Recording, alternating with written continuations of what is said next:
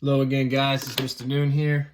We're starting Chapter 10, Ratios and Proportions. This is Lesson 10.1, Ratios and Rates. Essential question is, what is the difference between a ratio and a rate? We're going to cover both in this lesson.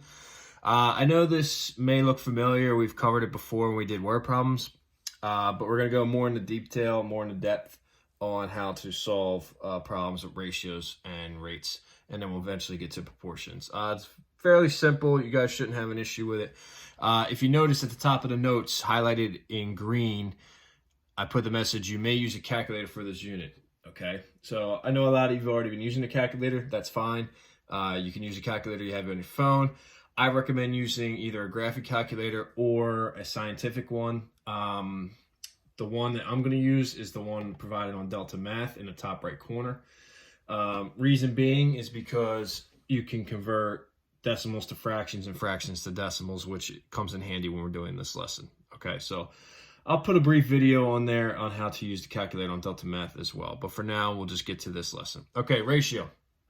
Ratio is a comparison of two quantities or numbers. The first term of a ratio is something called the antecedent, and the second term is called the consequent.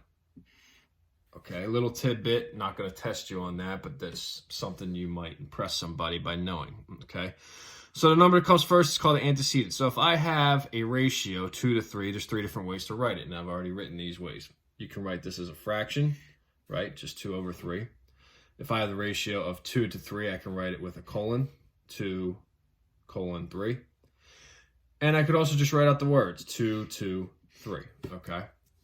Now I'm going to come down a little bit so you can see better. Now I'm in the middle of the page. When writing a ratio, there's 3 things that you must do. Number 1, quantities involved are in the same unit. You have to make sure they're in the same unit of measurement. Otherwise, it's not a ratio. That would be known as a rate, and we'll get to that later. Number 2, you put the ratio in the requested order. Okay, so up here, if I say it's 2 to 3, that's not the same as saying 3 to 2. Okay, so if it's 2 to 3, make sure you write it in that order. And the third thing, when you have a ratio, you must always reduce it to lowest terms. They don't always specify that, but I'm going to ask for it. If a ratio is not in lowest terms, it's not correct, okay? So let's dive into some examples, brief examples. Shouldn't take too long. Like I said, this is not the most difficult thing we've ever done. While I'm getting ready to do that, let me put some music on. I'm feeling some classic rock, so let's go with some Journey. Oh, wrong band. There we go.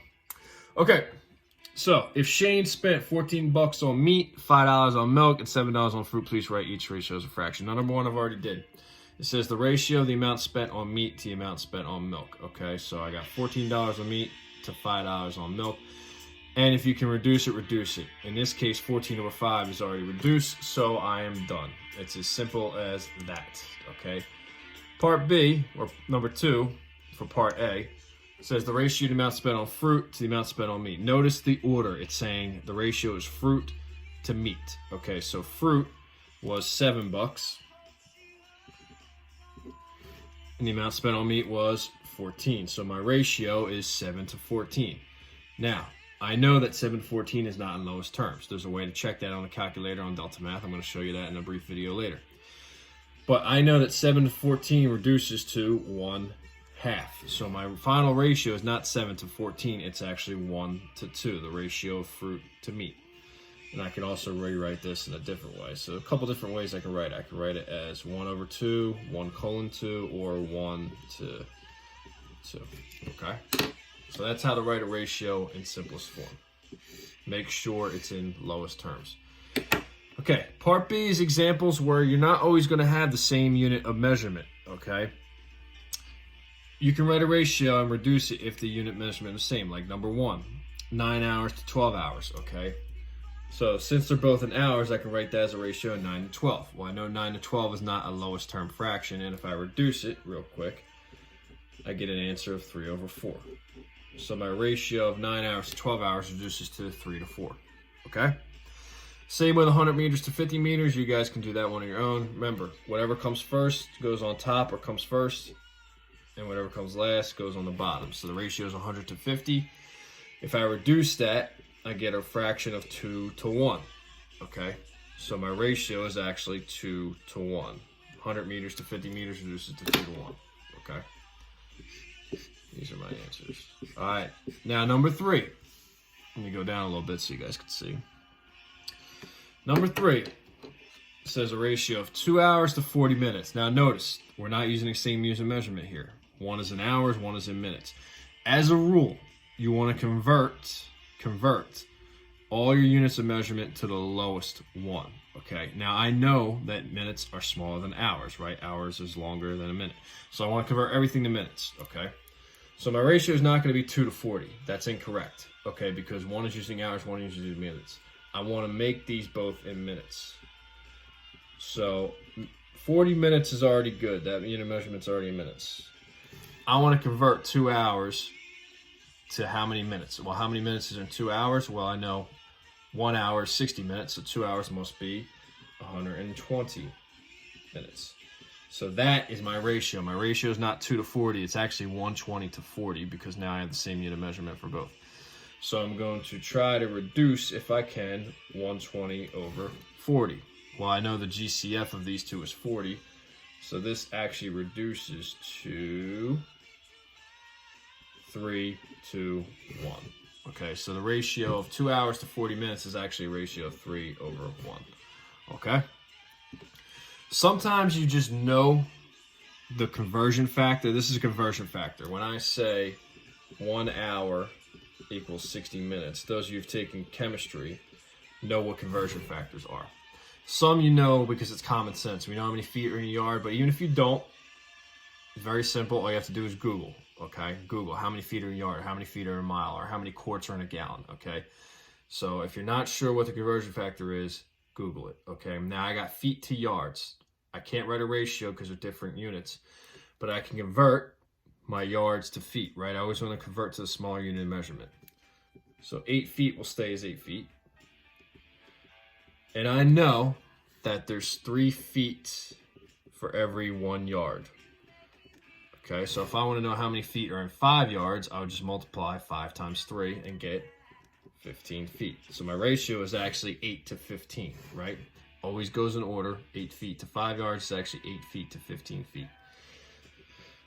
So 8 to 15 is my ratio. Is that in lowest terms? I could check, put in my calculator. Yes, it is. So my answer is 8 to 15. Okay? All right, flip over this page, next page. Okay. Example 5, days to hours. I'll leave that for you guys to do. And I'll leave C. Number 6, 3 quarts to 3 gallons. Okay. Now, this is one you might have to Google. Okay, you can Google. It's pretty easy. Just put in, like, metric system conversion chart, and it'll tell you how many quarts are in a gallon, how many cups are in a pint, and et cetera, okay? So I know that quart is smaller than a gallon. And I also know that 4 quarts equals 1 gallon. If you weren't sure of that, Google it, okay? So that means I want to convert everything to quarts, okay? So 3 quarts can stay there because quarts is a smaller unit. I want to know how many quarts are 3 gallons, okay? So if 1 gallon is 4 quarts, 3 gallons would be 3 times 4, which is 12 quarts. So my ratio is 3 to 12, and that can be reduced to 1 to 4. And that's it. Okay? All right. Example C. All right. Price of tube of lipstick increased from $5.50 to $7. Find the ratio of the increase in price to the original price. Okay, so they want you to reduce this. So my ratio is actually $5.50 to $7, and I'm using these decimals for a reason, okay? Now, I can convert both of these to a whole number just by moving that decimal over. That's going to help me determine a whole number ratio, okay? So I'm comparing 550 to 700, basically, okay? Now, I'm going to try my greatest common factor. What if I divide the top and bottom by 50? Let's see what happens, because I want to reduce this. All right, 550 divided by 50 is 11. And then 700 divided by 50, because I'm a mathematical genius, I know is 14. Now, you can use a calculator for that. 11 to 14. Now, did I go low enough? Yes, I did, because that is in lowest terms. So my ratio of prices is actually $11 to $14. Now, there's another way you could do this. I can double these two values up. Whatever I do to the top, I must do to the bottom, and still get a whole number ratio. Okay, so if you get a problem with a decimal, double it up. Decimals and fractions because you want whole number ratios. Okay? All right, now we get to rates. What are rates? Okay, I'm just going to read this from the middle of the page on the second page of the notes.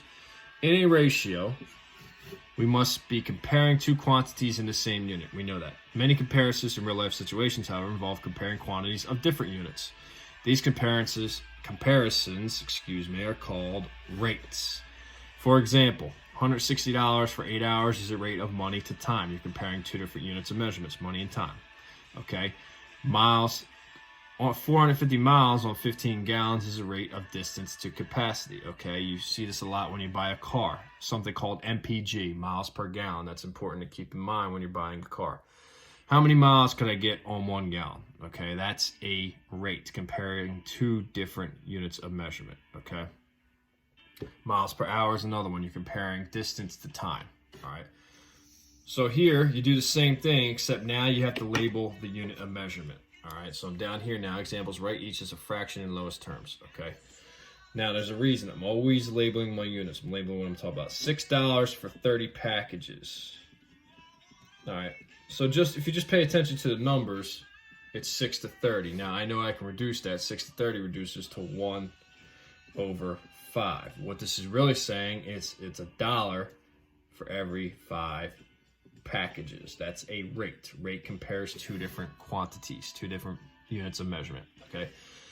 500 miles in 10 hours. All right. Again, I'm labeling what I'm talking about. 500 miles for 10 hours. I want to reduce that. Okay. 500 over 10 reduces to 50 over 1. Yep. So that means I can go 50 miles in 1 hour. That is a rate. Okay. All right. You guys should be good on that. Comparing two different quantities. You guys can do C, D, E, and F on your own. What I want to do is focus on something called unit rate. This will be the last part of this lesson. Let me see where I'm at in my video. I'm about at the 12.5 minute mark. Okay. Anything 18 minutes or above, I have trouble uploading on YouTube, so I'm trying to keep this as quick and painless as possible. All right. Unit rate. You've probably seen this before. In a unit rate, the denominator must be 1. Again, it's a rate, so we're comparing two different quantities. This is because you are finding the amount per 1 unit of time, length, etc. It's pretty simple to find. You just simply divide the first quantity by the second quantity and label all your units. Okay? Now, unit rate. Examples of unit rate are miles per hour, miles per gallon, price per unit, okay? And you're going to do examples like that when you do this activity, okay? But we'll just do some examples, some general examples. All right, so at the top of page 3, unit rate, okay? You're basing it off of 1. So if I say I pay $4.35 for 3 pounds, my rate is $4.35 for 3 lbs. Now, if I want unit rate, I want to compare that to 1 lb, which means I'm going to divide. I'm just going to divide 435 divided by 3. Okay? Now, like I said, I don't expect you to do this all by hand, so I'm on Delta Math on my computer right now. I'm just going to put this in my calculator, 4.35 divided by 3, and I get an answer of 145. So what this is saying is if I pay $4.35 for 3 pounds, what I'm really paying is $1.45 per pound, right? Unit rate is based off of 1 measurement. In this case, it's based off of 1 pound. Okay. Jump down, let's go to H. Okay, this is one you see all the time when you're driving. If I go 304 miles on 9.5 gallons of gas, okay, when you buy a car, you might see something that says MPG. I mentioned that before, miles per gallon, okay? You want to try and get the most miles per gallon as you can because that saves you money on gas. So I want to find out how many miles per 1 gallon can I go. So if I go 304 miles off of 9.5 gallons of gas, I want to know how many miles can I go off of 1 gallon? All right, so I'm going to divide 304 divided by 9.5. 304 divided by 9.5. Like I said, I'm using a calculator. 300, let's clear this. 304 divided by 9.5, and I get an answer of 32. 32 miles per 1 gallon, which is pretty good when you're buying a car. Okay? So that's unit rate. You just divide. That's all you do. All right? So, some examples have you compute unit rate to compare prices. So now I'm down here. Last part of the notes. Many times the unit rate is helpful when doing comparison shopping. Many stores, in fact, indicate the unit cost and pricing information to assist customers with this. If you ever notice, if you go to ShopRite or Target or Acme or whatever else, they have the price, and right next to it, they have what's called the unit price, the price per unit. Now, the unit depends. Sometimes they say per pound, sometimes they say per ounce, sometimes they say per cookie. It all depends on what you're talking about, okay? So in these examples, K and L, you want to know which is the best buy, okay? AKA, what is the lowest cost per unit? You're trying to save money. So I got 2 quarts, we'll call it milk. We're comparing milk, all right? So I go into the store, I got 2 deals, or I got 3 deals I can work from. Okay, I got 2 quarts of milk for $3.25, 3 quarts for $4.95, or 4 quarts for $6.48. All right, so I got 3 different rates and I'm comparing. 2 quarts for $3.25. Again, when I set up these rates, I'm always labeling my units. 3 quarts, 3 QTs for $4.95. And 4 quarts for $6.48, okay? Now we want to know what's the best deal. What's the lowest cost per dollar, okay? So I'm going to divide 2 quarts by $3.25, 3 quarts by $4.95, and 4 quarts by $6.48, and see how much I get. All right, so let's try that. 2 divided by 0.25.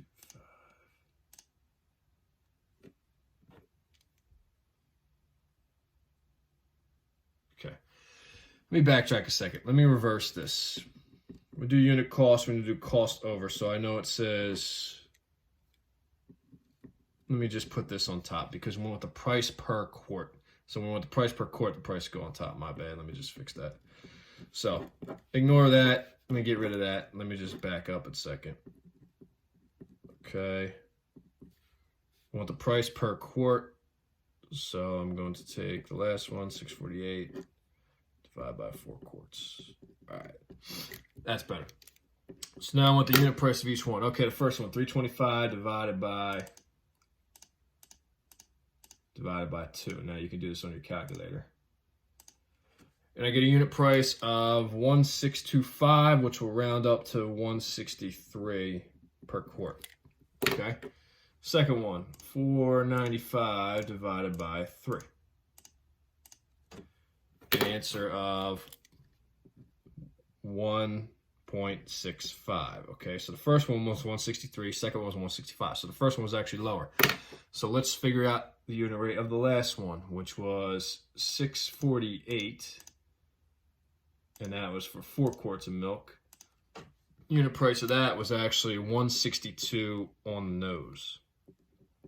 Okay, so if you see here, you got 163, 165 per quart, and 162 per quart. So your best buy is this deal right here, 4 quarts of milk for $6.48. Okay, that's how you compare unit price. So I know I'm screwed up in this in a second before, but I just want you guys to understand when you're comparing unit price, the price comes first, and you're dividing that by what you're talking about. Could be quarts, could be gallons, could be the amount of cookies in a package, etc. Okay, I'll let you guys do L, and then you're going to practice on the activity I posted. All right, talk to you guys soon.